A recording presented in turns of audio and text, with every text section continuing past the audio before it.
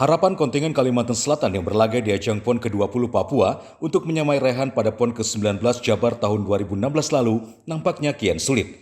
Pasalnya hingga hari ke-10 Kalsel belum mampu mempersembahkan medali emas.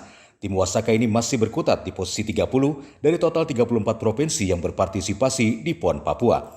Kondisi ini membuat Gubernur Kalsel Sabri Nur meminta doa dan dukungan agar Kalsel bisa meraih medali emas. Kaitan dengan PON, hari ini atlet kita masih berlaga di sana dan kita berharap mereka berjuang tentunya habis-habisan sesuai kemampuan mereka. Kita doakanlah mereka lagi berjuang di PON Papua. Sampai hari ini belum ada emas yang berhasil diraih, apakah ini bahan evaluasi? Alhamdulillah ini belum sampai sekarang belum dapat emas. Dapat emas tapi banyak beberapa cabang masuk final. Sementara itu, Kepala Dinas Pemuda dan Olahraga Provinsi Kalimantan Selatan, Hermansyah, mengatakan hal ini akan menjadi bahan evaluasi dan introspeksi agar pola pembinaan atlet bisa berjalan lebih baik lagi.